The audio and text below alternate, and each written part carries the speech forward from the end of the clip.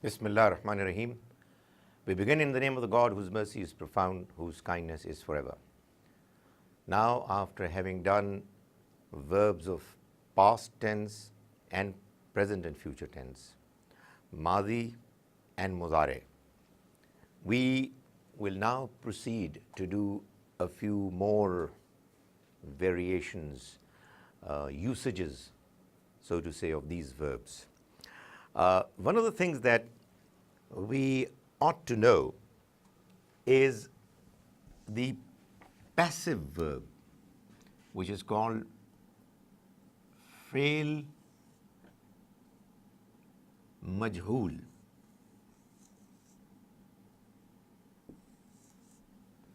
Which is passive verb. That's what we use in every language, and obviously it's there in Arabic as well. In English, you say he beat up, and this is an active verb. But we also say he was beaten up, and this is passive verb. I'm sure we've already discussed it while talking about the possibility of the different Arab, when we are talking about the Arab where when you have Rafa, and the Rafa is on a noun because of the fact that it has a passive verb which is causing it to become a noun, to become naib fa'il.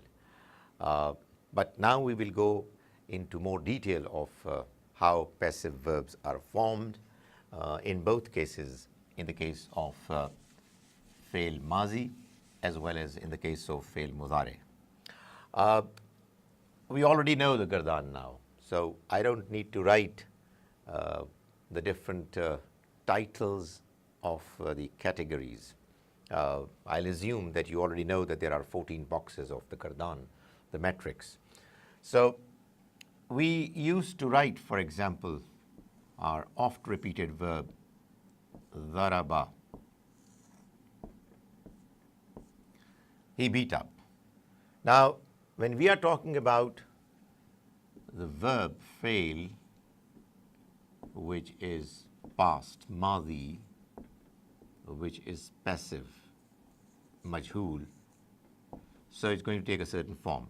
So obviously, when we used to say fail madi, it was given, assumed that it was fail mazi maruf, active.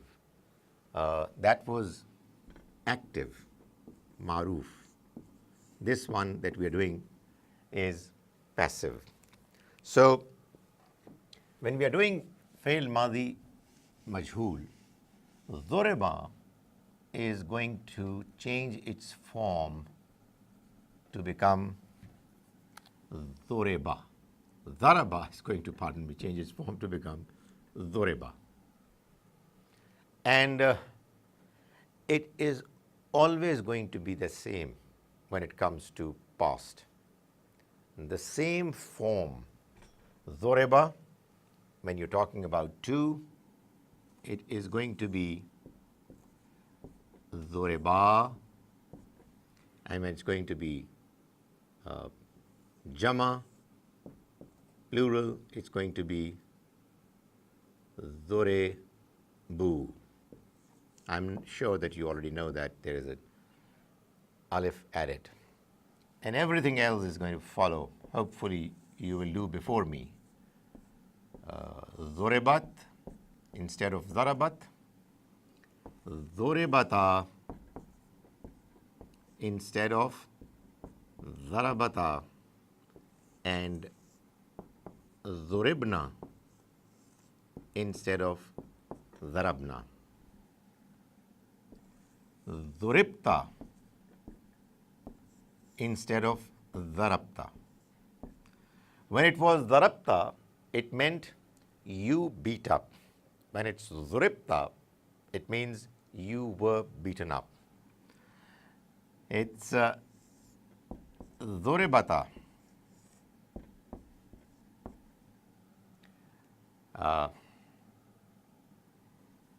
Pardon me. Zuribta, zuribtuma. The two of you were beaten up. And zuribtum, the many of you were beaten up. In case of maruf, it was zarabta, zarabtuma, zarabtum. In case of passive, it's zuribta, zuribtuma, zuribtum. You, one lady, were beaten up. Zuribti. The two of you, ladies, gents, or one lady, one gent, zuribtuma. Many of you ladies were beaten up. Zuribtunna. May it never happen, but we're just practicing the verb. I was beaten up. Zuribtu. And we all were beaten up. Zuribna. Zuribna. Quite as simple as that. So this is the gardan of passive verbs when they are in the past tense. And as I said, it would always remain that way, the same way. You might wonder, why am I saying that, making that statement? Is it not true for all past verbs? Well, we have already seen that it's not true, that the verbs in the form of mazi fail, past tense, do not take exactly the same form, the same flow. Obviously, verbs would differ because of their letters, alphabets differing, because they carry different meanings. But it's not just the difference of letters, alphabets that we find in the case of past tense, fail mazi.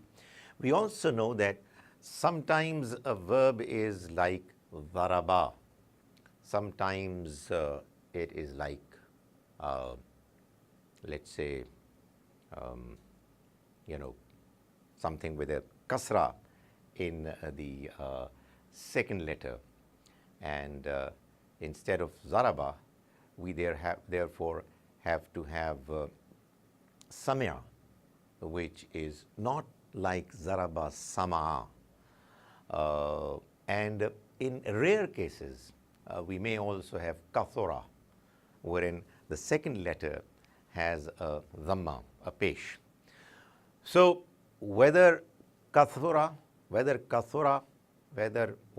zaraba, or whether it's samya, when it comes to passive verb, it will have only one form, which is kosera, zoreba, and somya. So it will never change, which is one very good positive thing about the majhul when it is in the mazi. And that is exactly the same case, same way when it is in the form of mudare. So I hope you understand what it means. No matter whatever be the verb, let's say instead of dharaba, we say shakara. He was thankful.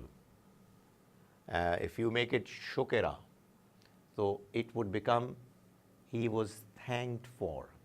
He was thanked for. When it is qatala, he killed. Qutila, he was killed, and so on. So passive verbs, when they are in the form of mazi fail, they will take this form. Now let's take the example of fail mudare.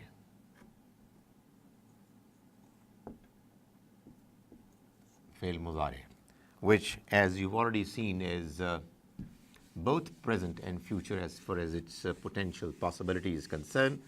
When it comes to its application in the real life language usage of it, in almost all sentences, maybe a few rare exceptions apart, they would either mean present or future. Sometimes there are symbols, there are signs which would specify whether it's present or future, but in most cases it's going to be the context that would decide whether verb used in the form of mudare is being used for the present tense or the future tense. But here we are practicing fail mudare majhul, passive. So the first one is, let's take the active first, yadribu, daraba yadribu. Yadribu means he is beating up or he will beat up. Or you want to say he is being beaten up, or he will beat up. So making it passive would require you to put a dhamma in the first letter, fatha in the third letter, yudrabu, and the job will be done. So in the case of mazi, it was zoreba. In case of mudare, it's yudrabu. And the rest follows without any changes, and I'm sure you will be able to do it comfortably. Yudrabani, yudrabuna.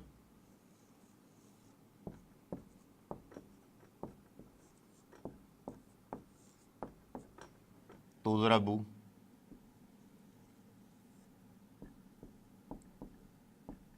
You, one lady was beaten up or is being beaten up, shall be beaten up or is being beaten up.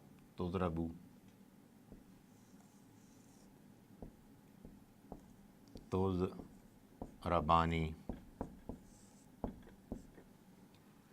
and tudrabuna. Sorry, tudrabna. Tudrabna. Many of you shall be beaten up.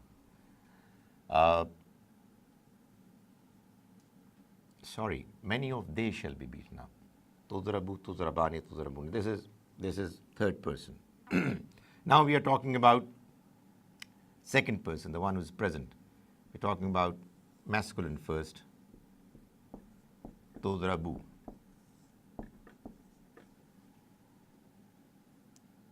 You, one male, is going to be beaten up. Tudrabani. You two males are going to be beaten up. Tudrabuna. You many men are going to be beaten up. Tudrabina. You one lady are going to be beaten up. Obviously, I am doing it in the translation for future, but it could be equally relevant for present as well. Tudrabina.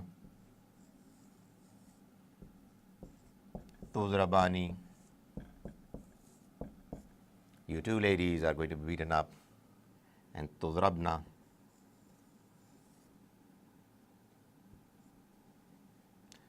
Tadrabina, tadribani, tadrabna. Tudrabna.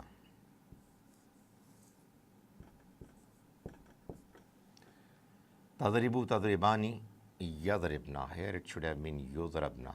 That's what I was wondering. Where am I going wrong? Yes, it was yudrabna, and here it's tudrabna. Pardon me. Now, it's udrabu. I'm going to be beaten up, and nudrabu. We are going to be beaten up. If you're getting irritated as to why I'm not putting it up over there, well, it's because I hope that we've done it so many times that you already know that it's singular. This is two, tasniya,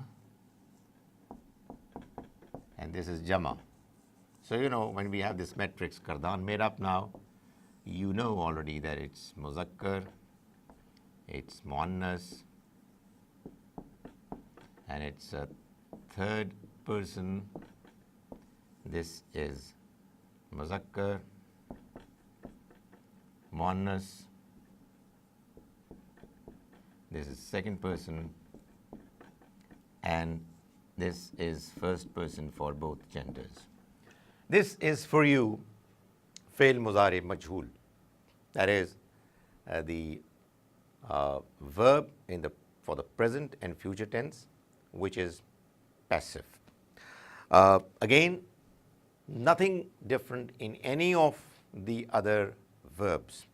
Some verbs, well, many of them are the ones that we're going to do in the future, in the next subsequent lectures.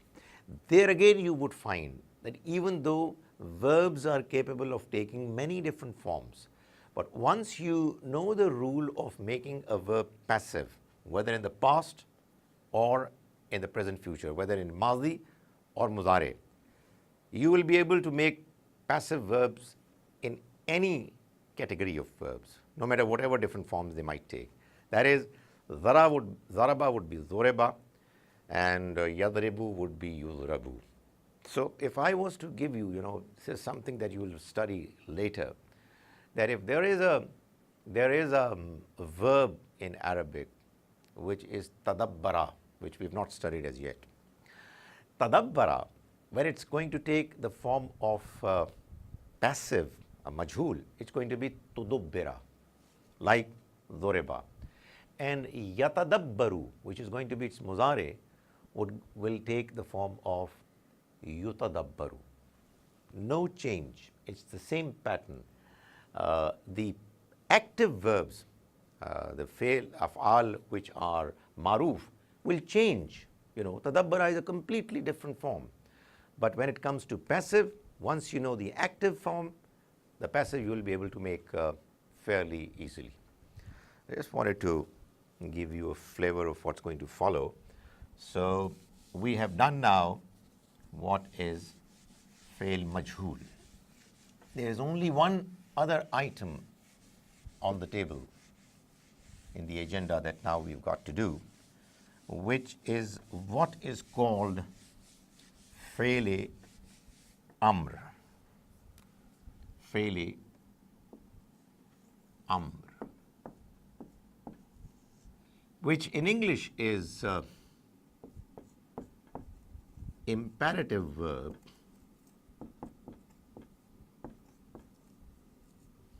but there's a difference. In Arabic, when you have fail amr, it's imperative order, command, as well as a request. So when we request God Almighty in our prayers, the verb that we use is fail amr. Obviously, we've got no business to order him. We just request him very humbly. But in English, in order for an order to become a request, you've got many other things that you can possibly do. Please do it for me kindly, very kind of you. I'll be really obliged, and so on. In Arabic, well, when it comes to the simple form of verb, it's absolutely the same. It's the context that decides. Now, how do we make a fail amr? Now, let's be clear that when you are saying fail amr, you are ordering somebody, requesting someone. So it's happening right now. So past tense is ruled out. You're talking about the present or the future, which is fail muzare. Now, that's one thing. So when we're talking about fail amr, we're talking about fail muzare. And we are talking about fail amr, we are neither talking to somebody who's not present, nor are we talking to ourselves. We're talking to the person who is present, the one we are speaking to, the one we are communicating with. So in other words, when we're talking about fail amr, we are talking about the second person. So there are only 6 different categories of verbs, which are boxes of verbs which are involved. That is the second person,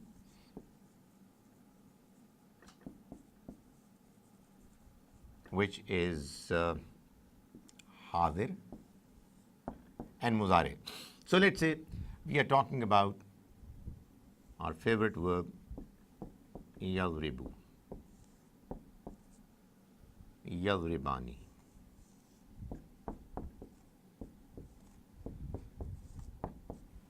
yadribuna.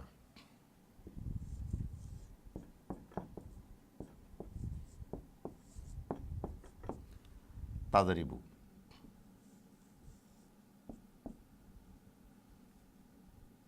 Sorry, because it's second person, it's tadribu, tadribani,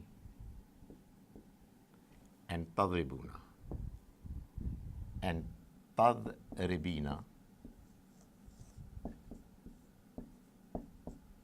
tadribani,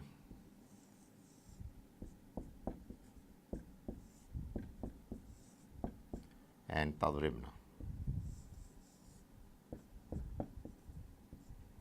Although I didn't make this mistake deliberately, it's sometimes good that one makes it while teaching so that the students are able to figure out that it really is not correct, and they're pointing out. I hope that some of you did feel that what I'm doing was wrong. Now, let's take this one first to find out how a fi'l amr is made. The simple formula is that when you have a fi'l mudari whose fi'l amr you are going to make, you will do two things. First, get rid of the letter that signifies fi'l mudari, which is ta. So get rid of it. And towards the end, remove the dhamma and put a jazm. The job is actually essentially done. However, there are going to be many cases like this one wherein you would find that the word is not pronounceable. You just can't pronounce it, because in Arabic, when you are beginning a word with a jazm on the first letter, it just cannot, it would not proceed. We would always need some vowel to begin. So, Urdu, which follows Arabic in its pattern, the way it's spoken, people, when they would use the word school, they would not be able to speak it. So they say, is school. They wouldn't say station. They would say, is station. Because they need a letter with a clear sound of vowel to begin a word. So likewise over here, you cannot pronounce it. You can't say zirb. You have to have something to begin with. So the idea is, the rule is that if it cannot be pronounced, you put an alif so that it is pronounceable with the use of some vowel. And obviously the immediate question that arises is, which of the three harakat are you going to use? Which of the three vowels? The rule is that you look at the middle letter, which is a ra here, and find out as to whether there is a kasra zir or a fatha zabar in it. If there is a kasra or a fatha, here in this case it's a kasra zir, you put a zir. But if it was a dhamma pesh, then alif would take pesh.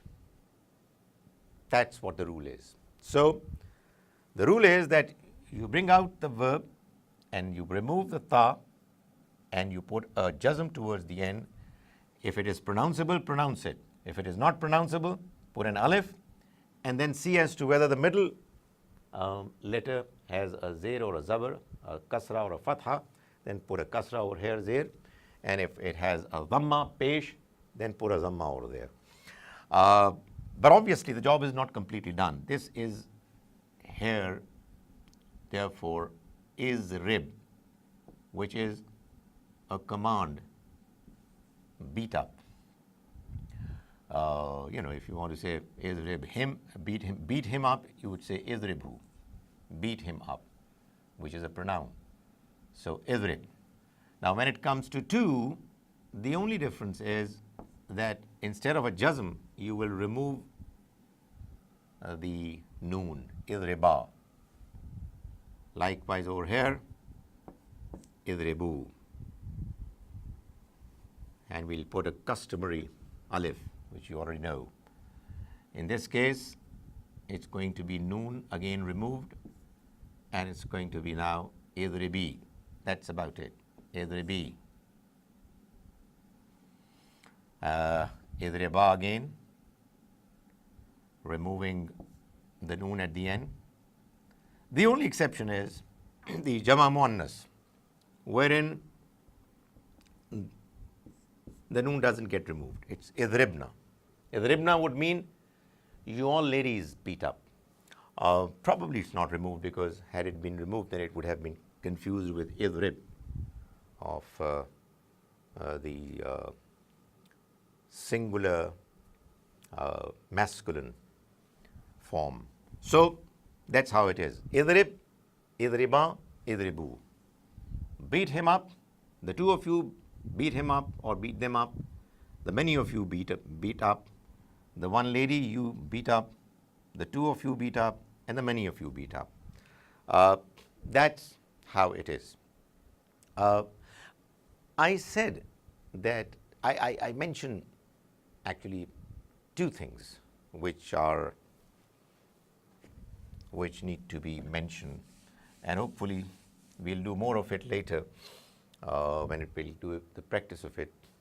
But I need one more example wherein we don't have an alif with a kasra but with a fatha. So we say tansuru.